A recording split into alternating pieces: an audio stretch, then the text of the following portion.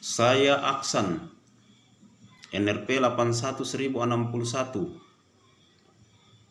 anggota Sat Bimas Polres Tanah Toraja,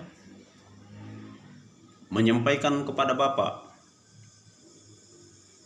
bahwa tolong institusi Polri dibersihkan dari mafia-mafia yang masih bersarang di tubuh Polri.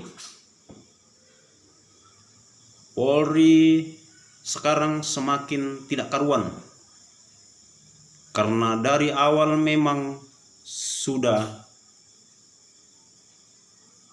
tidak bagus, rekrutmennya tidak bagus. Yang pertama, masuk polisi harus bayar. Yang kedua, mau pindah harus bayar. Yang ketiga, mau jadi perwira harus bayar. Jadi bagaimana kedepannya Polri kalau semua harus bayar? Inilah rekaman video berdurasi 2 menit 50 detik yang viral di media sosial.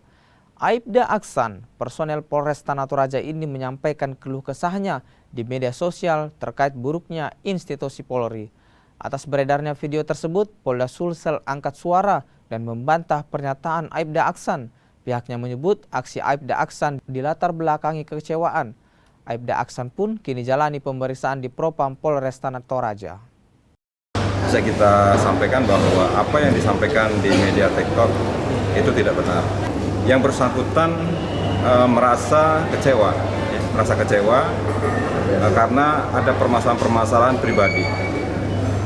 Ini bisa kita lihat permasalahan yang pernah dilakukan oleh saudara A dari tahun 2012 sampai tahun 2017, di mana tahun 2012 pernah melakukan tindakan pelanggaran disiplin dengan melakukan kekerasan kepada seorang wanita, ya, sehingga dilakukan sidang disiplin. Setelah itu pada tahun 2017 yang bersangkutan juga pernah mengalami permasalahan dan pernah diperiksa Propam di Palopo terkait dengan adanya penarikan kendaraan leasing, sehingga diproses oleh Propam Polres Palopo dan dikenakan sanksi selama 21 hari.